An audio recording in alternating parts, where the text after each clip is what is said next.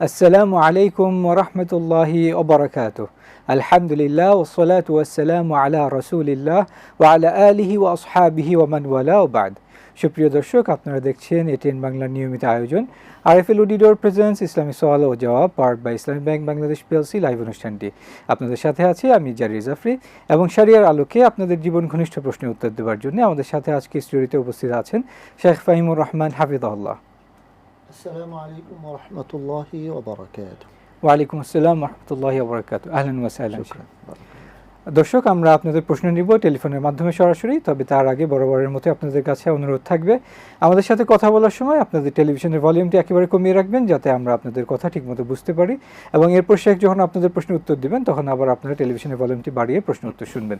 জাযাকুমুল্লাহ খায়রা। তো শুরু করছি, বিসমিল্লাহ। দেখি কে আছেন লাইনে। আসসালামু আলাইকুম রাহমাতুল্লাহ। ওয়ালাইকুম সালাম ও রহমতুল্লাহ বরকাতুহু। হুজুর, আমি সুনামগঞ্জ ধরমপাড়া থেকে ইমুল বলছিলাম। জি বলুন। আমার তিনটা প্রশ্ন।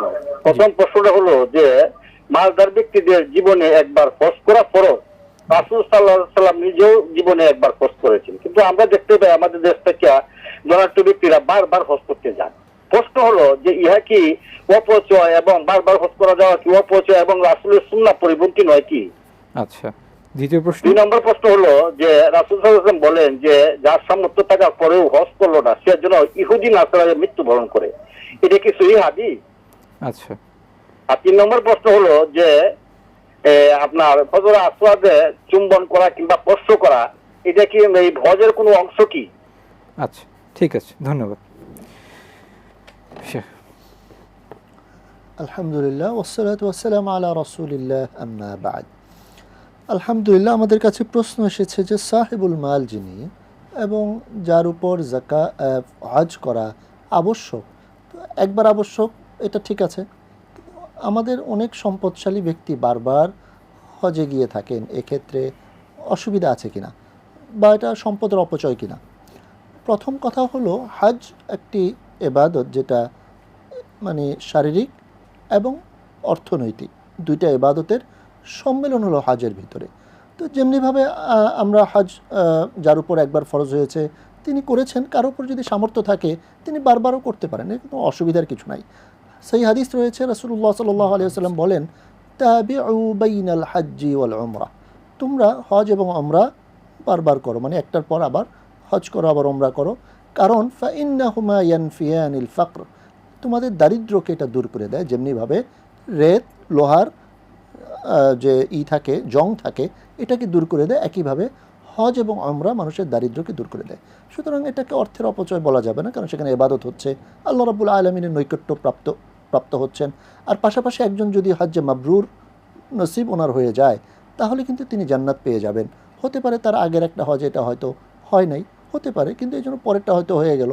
এই জন্য প্রত্যেকবারই হজ করার সময় অবশ্যই ইখলাসটা ভিতরে রাখা, এবং নবী আলাইহিস সালাম যেহেতু নিষেধ করেছেন, কোরআনেও এটা নিষেধ আছে, কোনো ধরনের পাপাচারিতা, ঝগড়া, ফাসাদ এগুলোর ভিতরে লিপ্ত হবে না। প্রত্যেকটা কাজ যেভাবে নবী আলাইহিস সালাম করেছেন সেভাবেই করার চেষ্টা করবে। আশা করা যায় এর দ্বারা একজন ব্যক্তি হজ্জে মাবরুর নসিব ওনার ভাগ্যে হবে।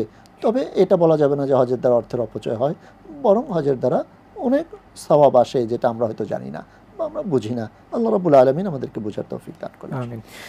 শেখ, এরপর উনি জানতে চাচ্ছিলেন যে ধনী মানুষ যাদের উপর হজ ফরজ হয়েছে কিন্তু তারা হজ করেন না, তো তাদের ক্ষেত্রে কি রাসূল সাল্লাল্লাহু আলাইহি ওয়াসাল্লাম এরকম কোনো কথা আছে কিনা যে তারা এইভাবে মারা গেলে তারা অমুসলিমদের মতো, মানে ইহুদি এবং নাসারা তাদের মতো? একটা হাদিস রয়েছে, যে হাদিসে এসেছে যে যার উপর হজ ফরজ হলো তারপর সে হজ করলো না, অবজ্ঞা ভরে হজ করলো না, অবহেলা করে হজ করলো না, তাহলে তার মানে ফায়ামুত ইয়াহুদিয়ান আও নাসরানিয়ান, হাদিস এরকম এসেছে যে তার উপর হজ ফরজ ছিল কিন্তু সেটাকে অবহেলা করে হজটা করলো না, তাহলে একজন মানে মোমেন, এটা আসলে উদ্বুদ্ধ করা হয়েছে যে কেউ যদি হজ ফরজ হওয়ার পরে সে যেন অবহেলা করে এটাকে বাদ না দেয়, অথবা দেরি করতে করতে তার মৃত্যু চলে আসলো, এই কাজটা যেন না করে, বরং যখনই হজ ফরজ হয়েছে সে যেন তাড়াতাড়ি হজটা করে ফেলে। দেখেন, এরকম অনেক হাদিস রয়েছে, যেমন যে ব্যক্তি বড়দেরকে শ্রদ্ধা করে না, ছোটদেরকে স্নেহ করে না, সে আমার উম্মতের অন্তর্ভুক্ত না, নবীজি বলেছেন। এখন দেখেন এমন অনেক মানুষ আপনি সমাজে খুঁজে পাবেন, বড়দেরকে শ্রদ্ধা করতেছে না, ছোটদেরকে সম্মান করতেছে না। এর মানে তো তিনি উম্মতে মুহাম্মদীর বাইরে না, বরং এই সকল হাদিসগুলো দ্বারা উদ্বুদ্ধ করা হয়েছে বড়দেরকে শ্রদ্ধা করতে, ছোটদেরকে স্নেহ করতে।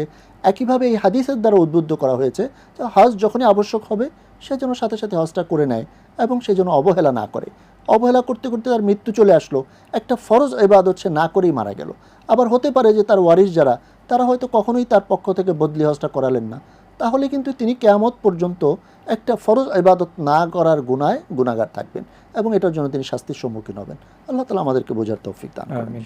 জাযাকাল্লাহু খাইরান। শেখ আরেকজন কলার আছে, আমরা একটু কলটা নিয়ে নিচ্ছি। কেটে গেছে। জি শেখ, এরপরের প্রশ্ন ছিল, আচ্ছা সরি, কল আছেন, আমরা নিয়ে নিচ্ছি। আসসালামু আলাইকুম রহমতুল্লাহ। ওয়ালাইকুম সালাম। জি স্যার, ভালো আছেন আপনারা? আলহামদুলিল্লাহ, কেমন আছেন? প্রশ্ন বলুন। জি জি আলহামদুলিল্লাহ। আমার দুটো প্রশ্ন আছে। আমার প্রথম প্রশ্ন হলো যে এখানে যেটা হয়েছে যে মানে একজন প্রথম বিবাহ করার পর তার মানে একটা মানে বোবা সন্তান হয়, বুঝতে পেরেছেন? জি। তো ওই সন্তানটা হওয়ার পর ওনাকে ওর মাকে ছেড়ে দেয়। ছেড়ে দেওয়ার পর ওই সন্তানটা, বোবা সন্তানটা তার দাদা দাদের কাছে মানুষ হয়েছে।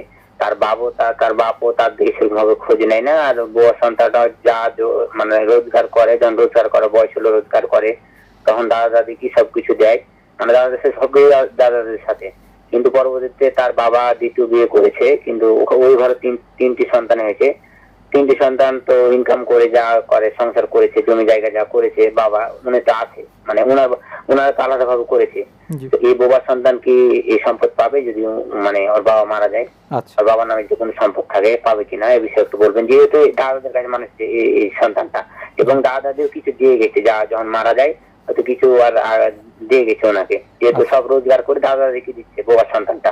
আর দ্বিতীয় প্রশ্ন হলো যে আমার জুমার সালাতের ক্ষেত্রে মানে আমরা দুইটা পদ্ধতি দেখি। একটা হচ্ছে যেমন কোনো মসজিদে দেখি আমরা যে প্রথম আজান হওয়ার পর খুতবা দেওয়ার পর মানে সরাসরি সালাত শুরু করে দেয়। আর অন্য দিকে দেখি যে মানে খুতবা হওয়ার পর আবার আজান দেয়, আবার আরবিতে খুতবা দেয়, তারপর আবারও কি করে সালাত শুরু করে। আসলে কোন পদ্ধতি রাসূলুল্লাহ সাল্লাল্লাহু আলাইহি ওয়াসাল্লাম তরিকা ছিল, যদি একটু বলতেন। আচ্ছা, ধন্যবাদ। জি, বুঝতে পেরেছেন? জি, ধন্যবাদ। আপনি প্রশ্ন উত্তর শুনুন। শেখ, এর আগে আমাদের হয়তো প্রশ্ন ছিল যে হাজর আসওয়াদ চুমা দেওয়া, এটা কি হজের অংশ কিনা? হাজরে আসওয়াদকে চুম্বন করা বা ইশারা করা, ইস্তেলাম করা, এটা হজের অংশ না, এটা তো তাওয়াফের সাথে সম্পৃক্ত। যখন কেউ তাওয়াফ করবে, তাওয়াফ শুরু করতে সে হাজরে আসওয়াদকে চুম্বন দিয়ে শুরু করবে যদি সুযোগ থাকে। শেষ করার সময় হাজরে আসওয়াদকে চুম্বন দিয়েই শেষ করবে যদি সুযোগ থাকে। সুযোগ না থাকলে হাত দ্বারা ইশারা করবে, এর দ্বারাই তার এটা আদায় হয়ে যাবে। এবং এটা হজের কোনো অংশ না, এটা তাওয়াফের একটা অংশ। কেউ যদি তাওয়াফের সুন্নাহ কেউ পারলে করলো, অথবা ইশারা করলেই সুন্নাহটা আদায় হয়ে যাবে। একদম চুমু খেতেই হবে, অনেকেই ঝগড়া, মানে ওখানে সে খুব জোরাজুরি করে ধাক্কাধাক্কি করে আরেকজনের কষ্ট দেয়, আর গুনাহ হয়ে যায়, মানে হারামের ভিতরে গুনাহ হয়ে যেতেছে। আল্লাহ তাআলা হেফাজত করেন। জি আমিন। শেখ, এরপরে উনি জানতে চাচ্ছিলেন যে একজন প্রথম বিয়ের সময় তার একটি সন্তান হয়, ফিজিক্যাল চ্যালেঞ্জ, কথা বলতে পারেন না। তো এরপরে ওনাদের ডিভোর্স হয়ে যায়, আর বাচ্চা তার দাদা দাদির কাছেই বড় হয়। এরপরে বাবা আবার আরেক বিয়ে করেন, সেখানে তার 3 সন্তান আছে এবং ওনার পরে সম্পদ ওনার হয়েছে, সেই অবস্থায় উনি ইন্তেকাল করেছেন মোস্ট প্রবাবলি। এখন জানতে চাচ্ছিলেন যে প্রথম ঘরের যে সন্তান, প্রথম বিয়ের যে সন্তান, সে তার বাবার ওয়ারিশ হবে কিনা?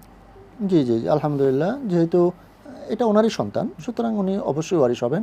এবং অন্যান্য সন্তানরা যেরকম ওয়ারিশ হবেন, তিনিও একই রকম ওয়ারিশ হবেন। হতে পারে মা ভিন্ন, বাবা তো এক, সুতরাং সেই বাবার সম্পত্তিতে তিনি অংশীদার থাকবেন। হ্যাঁ, ওই মানে যিনি বললেন কথা বলতে পারেন না, তার যে আসল মা, সেই মায়ের সম্পত্তিতে আবার ওই মানে উনি অংশীদার হবেন, অন্যরা আর হবে না, যেহেতু তার সাথে সম্পর্ক নাই। সুতরাং বাবার সম্পদে ওই যিনি কথা বলতে পারেন না, ওই সন্তানও ওয়ারিশ হবেন এবং সমান অন্য ছেলেরা যেভাবে পাবে একইভাবে তিনি পাবেন। জি, জাযাকাল্লাহু খায়রান। শেখ, এরপরে উনি জানতে চাচ্ছিলেন যে উনি বিভিন্ন মসজিদে দেখেন যে খুতবা হয়, খুতবার পরে একটা আজান হয়, তারপরে নামাজ দাঁড়িয়ে যায়। আবার কিছু জায়গায় দেখেন যে আজান হয়, তারপরে একটা বয়ান হয়, তারপর আবার আজান হয়, তারপর খুতবা হয়, আর একটু লম্বা প্রসেস। তো কোনটা সুন্নাহ সম্মত সেটা জানতে চাচ্ছিলেন। তবে তার আগে শেখ আরেকজন কলা আছে, আমরা কলটা নিয়ে নিচ্ছি। আসসালামু আলাইকুম রহমতুল্লাহ। ওয়ালাইকুম আসসালাম ওয়া রাহমাতুল্লাহি ওয়া বারাকাতুহু। জাহিদ মাসফি স্যার, আপনাকে ধন্যবাদ। জি, বারাকাল্লাহু ফিকুম। রহমান সম্ভবত অতিথি স্যার। জি, দুজনকে ধন্যবাদ। ভালো লাগছে। আমি কেবল টিভিটা অন করলাম তো আমার কয়েকটা প্রশ্ন নেবেন, সংক্ষিপ্ত প্রশ্ন। বলুন। তাদের কাছে জানতে চাচ্ছি যে হজের মৌসুম হজে দুইজন স্বামী স্ত্রী যায়, একজন মারা যায়, রেখে চলে আসে, ওখানে দাফন খাবো না। আমার প্রশ্ন হচ্ছে যে ওইখানে রেখে আসলে কতটুকু কল্যাণ, আর নিয়ে আসলে বাকি ক্ষতি। 2 নম্বর প্রশ্ন হলো নবীদের সংখ্যার বিষয়। 1,24,000 মতান্তরে 2,24,000। স্যার আমার একটা মনের কষ্ট যে পার্থক্য হলো কি, এত পার্থক্যর কথা না, একটা নবী আর নবীদের যারা ছিল তাদের উপর, সব নবীদের উপর কিতাব ছিল কিনা। আর আমার একটা নিজের মনের আবেগ যে পার্থক্য আরো একটা বিধান আছে, 10, 20, 500, 100 পার্থক্য নেই, 1,24,000 বেড়ে যায় 2,24,000। এটা সঠিক হিসাবটা কেন আমাদের কাছে আসলো না? আর 3 নম্বর প্রশ্ন হচ্ছে, আমরা যখন নামাজ যায় 1 রাকাত পাই, 2য় রাকাত বৈঠকে তো আমার তাশাহুদ করতে হবে না, ওই সময় বসে বসে আমি জিকির আজকার বা সুবহানাল্লাহ আলহামদুলিল্লাহ কোন দরুদ পড়তে পারবো কিনা? আর আরেকটা প্রশ্ন হলো, ঈমান নষ্ট হওয়ার পিছনে, ঈমান ভঙ্গের কারণ হিসেবে আল্লাহকে না মানা, নবী রাসূল কিতাব এবং আখিরাতকে না মানা, এটাই বড় কারণ না বড় আর কোনো কারণ আছে যা আমাদের সমাজে কথা বা সমাজের ভিতর প্রচলিত আছে? আসসালামু আলাইকুম। ওয়ালাইকুম আসসালাম ওয়া রাহমাতুল্লাহ। জি, এর আগে আযানের প্রশ্নটা ছিল। জি, আমরা যেভাবে জুমার সালাত আদায় করি, এটা হলো হযরত ওসমান ইবনে আফফান রাদিয়াল্লাহু তাআলা আনহুর সময় এই আজানটা প্রচলিত হয়েছে। মানে মানুষ বেড়ে গেছে, দূর দূরান্ত থেকে আসতেছে, তখন দ্বিতীয় আজান উনি চালু করেছেন। তবে আল্লাহ রাসূল সাল্লাল্লাহু আলাইহি ওয়াসাল্লামের সময় একটা আজান ছিল। কিন্তু এখন কথা হলো যে সুন্নাহ কোনটা? সুন্নাহ কিন্তু যেভাবে 2টা আজান হচ্ছে, প্রথম আজানের পরে আমাদের মাসাজিদগুলোতে খতিব সাহেবগণ বায়ান করে থাকেন, দ্বিতীয় আজানের পরে আরবি খুতবা দিয়ে থাকেন, তারপরে ওনারা মানে আবার একামত হয়, নামাজ হয়। এটাই ঠিক আছে, এটাই সুন্নাহ। এই জায়গাগুলোতে আসলে আমাদের মতপার্থক্য আগেও ছিল, সেই মতপার্থক্যগুলো মানে বড় কোনো বিষয় না, 2টার আমলই সুন্দর। কোথাও যদি এরকম হয় যে একটা আজান দিয়ে তারপর খুতবা দিয়ে নামাজ পড়ে ফেলে, এতেও অসুবিধা নেই। কোথাও যদি 2 আজান দিয়ে নামাজ পড়ে আমরা যেভাবে আমাদের দেশে পড়ি, এতেও কোনো অসুবিধা নেই। জি, এটা তো ইখতিলাফি বিষয়, তবে যেভাবে চলতেছে এটাও সুন্নাহ। কারণ সাহাবাই কেরামের সুন্নাহও সুন্নাহ। কারণ আল্লাহ রাসূল সাল্লাল্লাহু আলাইহি ওয়াসাল্লাম বলেছেন, আলাইকুম বিসুন্নতি ওয়া সুন্নাতিল খুলাফা আর রাশিদিন, তোমাদের জন্য আবশ্যক হলো আমার সুন্নাহকে অনুসরণ করা এবং আমার মানে খোলাফা যারা আছেন তাদের সুন্নাতের অনুসরণ করা। আল্লাহ তাআলা আমাদেরকে বোঝার তৌফিক দান। আমিন। শেখ এরপরে প্রশ্ন করেছিলেন যে হজে গিয়ে যদি হাজব্যান্ড ওয়াইফের মধ্যে কেউ একজন মারা যান, তারপরে তাকে কোথায় দাফন করলে এটা ভালো, ওখানে না দেশে নিয়ে আসা? আচ্ছা, হজের সফরে যদি কেউ যান, এখানে দেখেন একটা বিষয় হলো, যদি তিনি এহরাম অবস্থায় থাকেন, তাহলে তো একদম কিয়ামতের দিন তিনি লাব্বাইক লাব্বাইক বলতে বলতে উঠবেন। সুতরাং এটা কত বড় একটা মানে ফজিলতের বিষয়। আর পাশাপাশি দাফন আপনি ওই দেশে করেন আর এই দেশে করেন, এটা বড় বিষয় না। বড় বিষয় হলো যে তিনি কী ধরনের নেক আমল করে আখিরাতে গিয়েছেন, তার মানে ভবিষ্যতের জন্য বা আখিরাতের জন্য কি প্রেরণ করেছেন, এটা গুরুত্বপূর্ণ। এখন কথা হলো, একজন মানুষকে সেই ওই সৌদি থেকে বাংলাদেশে আনা বেশ খরচসাধ্য ব্যাপার, এবং এই খরচের ভিতরে কোনো ফায়দা নেই। বরং হারামাইন হলো সবচেয়ে দুনিয়ার ভিতরে উত্তম জায়গা। সেই উত্তম জায়গায় যদি তার দাফন হয়, আলহামদুলিল্লাহ, এত হাজি সাহেবানগণ যাচ্ছেন প্রত্যেক বছর, লক্ষ লক্ষ কোটি কোটি মানুষ যাচ্ছেন, তারা ওনাদের জন্য দোয়া করতেছেন, সেই দোয়ার ভিতরে উনি সামিল হয়ে গেলেন। সুতরাং দেশে আনার চেয়ে আমি মনে করি যে হারামের পাশে মক্কায় হোক মদিনায় হোক, সেখানে দাফন হলে এটা আমি মনে করি তার জন্য আরও বেশি কল্যাণ বয়ে আনবে ইনশাআল্লাহ। জাযাকাল্লাহ খায়রা শেখ। দর্শক, আপনারা দেখছেন এটিএন বাংলার নিয়মিত আয়োজন আরএফএল উডিরর প্রেজেন্স ইসলামিক সওয়াল ও জবাব, powered by Islamic Bank Bangladesh PLC live অনুষ্ঠানটি। সময় হচ্ছে একটি বিজ্ঞাপন বিরতিতে যাব, অল্প কিছুক্ষণের মধ্যে ফেরত আসছি ইনশাআল্লাহ। আমাদের সাথেই থাকবেন বিইজনিল্লাহ।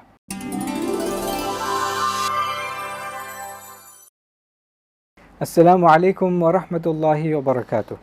দর্শক, আপনারা দেখছেন এটিএন বাংলার নিয়মিত আয়োজন আরএফএল উডিরর প্রেজেন্স ইসলামিক সওয়াল ও জবাব, powered by Islamic Bank Bangladesh PLC live অনুষ্ঠানটি। বিজ্ঞাপন বিরতির পর আবারও আপনাদেরকে স্বাগত জানাচ্ছি। শেখ, আমাদের হাতে এক প্রশ্ন ছিল যে উনি জানতে চাচ্ছিলেন যে নবী রাসূলদের সংখ্যা, যে উনি বেশ তারতম্য শুনতে পাচ্ছেন, এই বিষয়টা এরকম কেন, এবং তাদের প্রত্যেকের উপরে কি কিতাব নাজিল হয়েছিল কিনা, এটা জানতে চাচ্ছি। আলহামদুলিল্লাহ, আল্লাহ রাসূল সাল্লাল্লাহু আলাইহি ওয়াসাল্লামকে এই বিষয়ে জিজ্ঞাসা করা হয়েছিল। তো রাসূলুল্লাহ সাল্লাল্লাহু আলাইহি ওয়াসাল্লাম তখন বললেন যে নবীদের সংখ্যা হলো 1,24,000, যেখানে মিয়াতু আলফ ওয়া আরবাতু আশরুনা আলাফ এভাবে তিনি বলেছেন। তো সেখানে আল্লাহ রাসূল সাল্লাল্লাহু আলাইহি ওয়াসাল্লাম তো ওহী ছাড়া কিছু বলেন না, সুতরাং এটাই আমাদেরকে ধরে নিতে হবে। সেক্ষেত্রে রাসূল আছেন, ওই হাদিসে আসে 315 জন। তো এভাবে আরও কিছু হাদিসে এই বিষয়গুলো এসেছে। আমরা আবার কোরআন মাজিদে দেখি 25 জন নবীর নাম উল্লেখ করা হয়েছে। তো এক্ষেত্রে ওই 1 লক্ষ বা 2,24,000 পয়গম্বর, এটা মানুষ বলেন, তবে সহিহ হাদিস যেগুলো এসেছে সেখানে 1,24,000-এর কথা এসেছে এবং এটাই গ্রহণ করা আওলা। জি, জাযাকাল্লাহ খায়রা। শেখ, এখানে যেহেতু ইমানের সাথে একটা বিষয় থাকে, ইমান আনার সময় আমাদের কিভাবে ইমান আনতে হবে রাসূলদের উপর? আচ্ছা। ইজমালি ভাবে না মানে ওনার প্রশ্ন যেরকম যে জি। 1,24,000 নবী রাসূলের উপর আমি ইমান আনছি না আমি আল্লাহ প্রেরিত সকল নবী রাসূলের উপর জি জি ইমান আনছি? এক্ষেত্রে আমাদের ইমানটা এমন হবে যে আল্লাহ রাব্বুল আলামিন যত নবী রাসূল প্রেরণ করেছেন সকলের প্রতি আমি ইমান আনলাম। কারণ আমাদের যে ইমানের আমরা যখন স্বীকৃতি দেই, আমানতু বিল্লাহি ওয়া মালাইকাতিহি ওয়া কুতুবিহি ওয়া রুসুলিহি, তার রসুল যারা আছেন মানে যাদেরকে আল্লাহ তাআলা প্রেরণ করেছেন, এবং প্রত্যেক উম্মতের জন্য রাসূল ছিল, এবং আল্লাহ তাবারাকা ওয়া তাআলা অনেক রাসূল পাঠিয়েছেন। পাশাপাশি কোরআন মাজিদে রব্বুল আলামিন ইরশাদ করেছেন যে কিছু রসুলের কথা আল্লাহ তাআলা উল্লেখ করেছেন, ওয়া রুসুলান লাম নাকুসুসহুম আলাইক, কিছু রাসূলের কথা আমি আপনাকে জানাই নাই। তো সুতরাং এই জন্য যত রাসূল আল্লাহ তাআলা পাঠিয়েছেন, যত নবী পাঠিয়েছেন, সকলের প্রতি বিশ্বাস স্থাপন করতে হবে। বারাকাল্লাহ ফিক। শেখ, এরপরে উনি জানতে চাচ্ছিলেন যে কিছু কিছু নামাজে উনি দেখা যায় শেষ রাকাতে উনি নামাজ জামাত পেয়েছেন, সেক্ষেত্রে জালসাতে উনি কি পড়বেন? জালসাতে তিনি তাশাহুদ পড়বেন, যেহেতু জালসার মানে আদব হইল সেখানে তাশাহুদ পড়া, আপনি তাশাহুদ পড়বেন। এবং কোনো কোনো মানে ফুকাহা বলেছেন যে যদি কেউ সুযোগ পায় সে দুরূদ শরীফ পড়তে পারে, কারণ সে একা একা বসে থাকার চেয়ে বরং সে দুরূদ পড়লো, দোয়া করলো, আর নাহলে তাশাহুদ সে ধীরে ধীরে পড়তে থাকবে, যেন ইমাম সাহেবের তাশাহুদ শেষ হয়ে যায়, সালাম ফিরালে উনি দাঁড়িয়ে বাকি নামাজ আদায় করবেন। জাযাকাল্লাহ খায়রা। শেখ, এরপরে প্রশ্ন করতে জানতে চাচ্ছিলেন যে ইমান হারা হওয়ার আমরা জানি আমানতু বিল্লাহি ওয়া মালাইকাতিহি এই বিষয়গুলো, এর বাহিরেও কি ইমান হারা হওয়ার অন্য কোনো কারণ আছে কিনা? আচ্ছা, এই যে একজন মানুষ যিনি মোমেন, তিনি ইমান আনার সময় যে বিষয়গুলোতে তার ইমান আনতে হয় এবং আরকানুল ইমান যেগুলো, এগুলোর প্রতি তার পরিপূর্ণ বিশ্বাস স্থাপন করার পাশাপাশি আমরা দেখতে পাই যে ইমান নষ্ট হওয়ার আরও কিছু কারণ আছে। যেমন কেউ যদি কোরআন মাজিদের মানে কিতাব মানলো কিন্তু কিতাবের কিছু অংশ মানলো না, কোরআনের সে একটা অংশ মানলো না, কথার কথা সে একটা আয়াতকে বললো যে না এটা আমার পছন্দ, যেমন মিরাসের আয়াত, কোনো একটা আয়াত তার কাছে পছন্দ হইলো না, বললো যে না এটা আমি মানতে পারতেছি না, এর দ্বারাও তার ইমান চলে যাবে। মানে আল্লাহ রাব্বুল আলামিনের কোনো আহকামকে, বিধানকে কেউ যদি ইহানা করে, এটাকে নিয়ে সে ইস্তেহজা করে, এর দ্বারাও তার ইমান চলে যাবে। এবং দ্বীনের যতগুলো দ্বীনের বিধান আছে, আল্লাহ রাসূল সাল্লাল্লাহু আলাইহি ওয়াসাল্লাম যে সুন্নাহ আছে, কোনো একটা বিষয়কে সে যদি নিয়ে অবহেলা করে বা এটাকে সে মানে অবহেলা বলতে না, মানে এটাকে সে একটা অবজ্ঞা করলো এবং সেটাকে অপছন্দ করলো, তাহলেই তার ইমান চলে যাবে। একজন মানুষ নামাজ পড়ে না, এটা তার গুনাহ হয় নামাজ না পড়লে, কিন্তু কেউ যদি নামাজকে অবজ্ঞা করে তখন কিন্তু তার ইমান চলে যাবে। তো এভাবেও ইমান চলে যেতে পারে, মানে আল্লাহ রাব্বুল আলামিন বা দ্বীনের কোনো বিষয়কে নিয়ে কেউ যদি অবজ্ঞা করে এবং এটা নিয়ে হাসি তামাশা করে, এর দ্বারাও তার ইমান চলে যেতে পারে। জি, জাযাকাল্লাহ খায়রা। শেখ, এরপরে যে প্রশ্নটা করতে যাচ্ছিলাম সেটা হচ্ছে সোশ্যাল মিডিয়াতে দেখা যায় আমরা ইদানিং আমাদের অনেক মানুষ সোশ্যাল মিডিয়া ব্যবহার করেন, যে একটা বিষয়ে কারো বিষয়ে একটা অ্যাকুজিশন আসলো যে অমুক এই কাজটা করেছে, তো এইটার কোনো প্রমাণ না দেখে কোনো কিছু ভেরিফাই না করে সাথে সাথে আমরা শেয়ার করে দিচ্ছি, এই বিষয়টা কি করা যাবে কিনা? আচ্ছা আচ্ছা, মাশাআল্লাহ। প্রথম কথা হলো যে একটা হাদিস যদি আমরা দেখি তাহলে এটার একটা মানে মূলনীতি পেয়ে যাব। সেখানে রাসূলুল্লাহ সাল্লাল্লাহু আলাইহি ওয়াসাল্লাম বলতেছেন, কাফা বিল মারই কাযিবান আই ইউহাদ্দিসা বিকুল্লি মা সামিআ, একজন মানুষের মিথ্যাবাদী হওয়ার জন্য এটাই যথেষ্ট যে সে যা শুনে তাই সে বলে, প্রচার করে।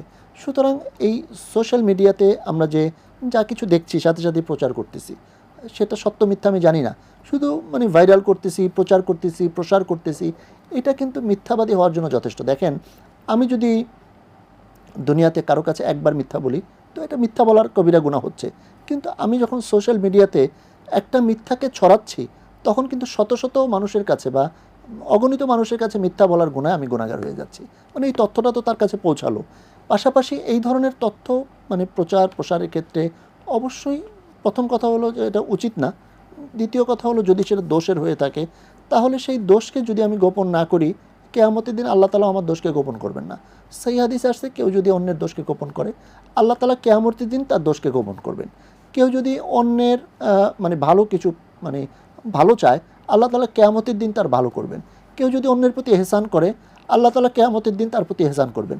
এই সকল দৃষ্টিকোণ থেকে বলা যায় যে কোনো একটা জিনিস, একটা তথ্য হাতে আসার সাথে সাথেই প্রচার প্রসার শুরু করে দেওয়া এটা কখনোই একজন মুমিনের কাজ হতে পারে না। জি, জাযাকাল্লাহু খায়রা। শেখ, এর আগে আমাদের প্রশ্ন করেছিলেন, একটা প্রশ্ন বাকি রয়ে গিয়েছিল যে এই নবী রাসূলদের উপরে সবার উপরে কি কিতাব নাজিল হয়েছিল না বিষয়টা কি? না না, নবী রাসূলদের সকলের উপরে কিতাব নাজিল হয়েছে এটা আমরা দেখতে পাই না, কারণ এরকম অনেক বিষয় আছে। যেমন দেখেন, হযরতে মূসা আলাইহিস সালাম, হারুন আলাইহিস সালাম একসাথে ছিলেন। তো মূসা আলাইহিস সালামের কাছে কিতাব আসছে, হারুন আলাইহিস সালামের কাছে তার কিতাব আসে নাই। তো একইভাবে মানে একজন রাসূলের সাথে সহযোগী অনেক নবী ছিলেন, তো ওনাদের কাছে সবার কাছেই কিতাব আসছে এটা বলা যাবে না। কারো কারো কাছে আগে সাহিফা এসেছিল, ছোট ছোট কিতাব, আর কারো কাছে শরিয়া এসেছে, বড় কিতাব আসছে। তো একইভাবে মানে সকল আম্বিয়া, যেমন 1,24,000 পয়গম্বর সবাই কিতাব পেয়েছেন এটা বলা যাবে না, এটা সুযোগ নেই। বরং আল্লাহ রাব্বুল আলামিন যাকে পছন্দ করেছেন তার মাধ্যমে সাহিফা, আর যাকে পছন্দ করেছেন তার মাধ্যমে কিতাব দিয়েছেন। জি, বারাকাল্লাহু ফিক। শেখ, এরপর প্রশ্ন আছে, আমরা একটু নিয়ে নিচ্ছি কলটা। আসসালামু আলাইকুম রাহমাতুল্লাহ। ওয়ালাইকুম আসসালাম। জি বলুন। জি, আমি একটা প্রশ্ন করতে চাই ভাই। জি বলুন। আমার প্রশ্নটা হচ্ছে, আমি আমার একটা আত্মীয়র কাছ থেকে কিছু পয়সা করে নিয়ে গরু কেনার উদ্দেশ্যে নিয়ে খরচ করে ফেলেছি, আর এই টাকাটা যে খরচ করেছি তারা জানে না। তারা টাকাটা এখন আমার কাছে চাচ্ছে, আমার টাকা টোটাল টাকাটা দেওয়ার মতো সামর্থ্য এখন নেই। আমি কি বাংলাদেশ সরকার ব্যাংক হিসাবে যে ঋণটা দেয়, কৃষক ঋণ, আমি এই ঋণ নিয়ে তাদের কি টাকাটা পরিশোধ করতে পারি কিনা? আচ্ছা। আর ওই সাথে আমি 5 ওয়াক্ত নামাজ পড়ার চেষ্টা করি। একটা বিড়ি আমার এখনো পেট থাকতে পারছি না। আমি এখনো পর্যন্ত মাঝে সাথে একটা বিড়ি টেনে, মানে বিড়ি সিগারেট টেনে ফেলছি। আমি চেষ্টা করছি ছেড়ে দেওয়ার জন্য, কিন্তু টেনে ফেলছি, কোনো রকমই এটা কমাতে পারছি না আর কি। আচ্ছা, ঠিক আছে, ধন্যবাদ। জি। দর্শক, আপনারা দেখছেন এটিএন বাংলার নিয়মিত আয়োজন আরএফএল উডিডর প্রেজেন্স ইসলামিক সওয়াল ও জবাব, powered by Islamic Bank Bangladesh PLC live অনুষ্ঠানটি। আমাদের সময় হচ্ছে আরেকটি বিজ্ঞাপন বিরতিতে যাবার, অল্প কিছুক্ষণের মধ্যে ফেরত আসছি ইনশাআল্লাহ। আমাদের সাথেই থাকবেন বিইজনিল্লাহ।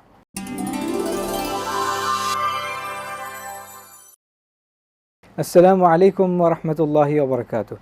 দর্শক, বিজ্ঞাপন বিরতির পর আবারও ফিরে এলাম আপনাদের প্রিয় অনুষ্ঠান এটিএন বাংলা নিয়মিত আয়োজন আরএফএল উডিডর প্রেজেন্স ইসলামিক সওয়াল ও জবাব, powered by Islamic Bank Bangladesh PLC live অনুষ্ঠানটি নিয়ে।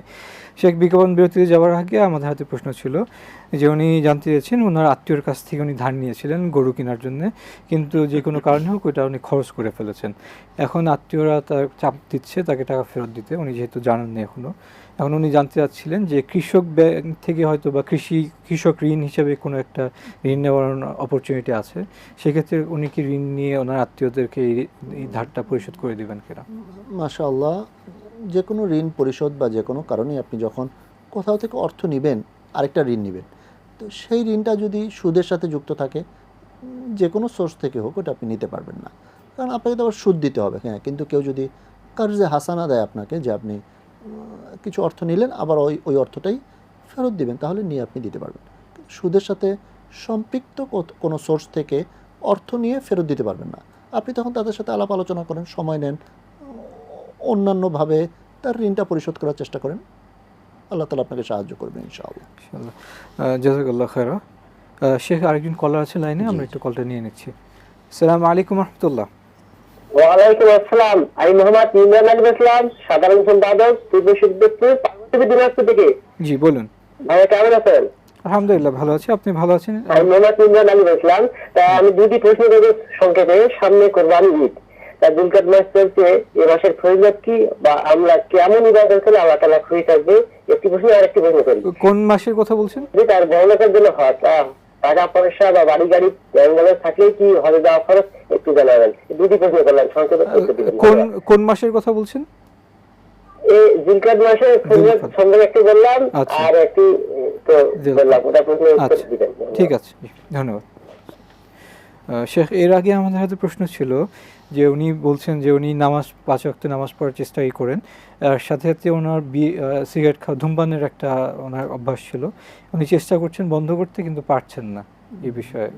আচ্ছা, প্রথম কথা হলো, ধূমপান তো স্বাস্থ্যের জন্য ক্ষতিকর, আমরা জানি।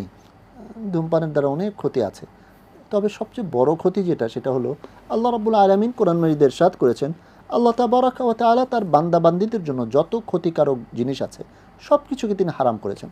ওই হাররিম আলাইকুমুল খাবায়েস, যত খাবায়েস আছে সব খাবায়েসকে তিনি হারাম করেছেন, নিষিদ্ধ। সুতরাং ধূমপান বা এই যেটা আমরা মানে ধূমপানের যেই মানে একটা ব্যাপক মানে চর্চা দেখতে পাই, সেটা যদি শরীরের জন্য ক্ষতিকারক হয় তাহলে আল্লাহ তাআলাই হারাম করে রাখছেন, সুতরাং এটাকে কোনোভাবেই আর চালানো যাবে না। আপনি ভাই বললেন যে মাঝে মাঝে হঠাৎ একটা দুইটা খেয়ে ফেলেন, এটাও করা যাবে না, কারণ এটার ভিতরে ক্ষতি আছে, আর ক্ষতিকারক জিনিস আল্লাহ হারাম করছেন। এখন আল্লাহ তাআলার ভয় যদি কারো হৃদয়ে থাকে, সে যখনই আবার ওই সিগারেট বা বিড়ি হাতে নিবে, সাথে সাথেই তার ভিতরে সেই চেতনা জাগ্রত হবে, মানে সেই অবস্থা যে আল্লাহ তাও এটা হারাম করছেন, সুতরাং কেন আমি এটা পান করব। এভাবে আপনি আল্লাহর ভয় হৃদয়ে জাগ্রত করে ধূমপানকে ত্যাগ করতে পারেন। জি, জাযাকাল্লাহু খায়রা। শেখ এরপরে আরেকজন কলার আছেন লাইনে, আমরা প্রশ্ন নিয়ে নিচ্ছি। আসসালামু আলাইকুম রহমতুল্লাহ। আসসালামু আলাইকুম। ওয়ালাইকুম আসসালাম। আমি কি জানতে চাইছি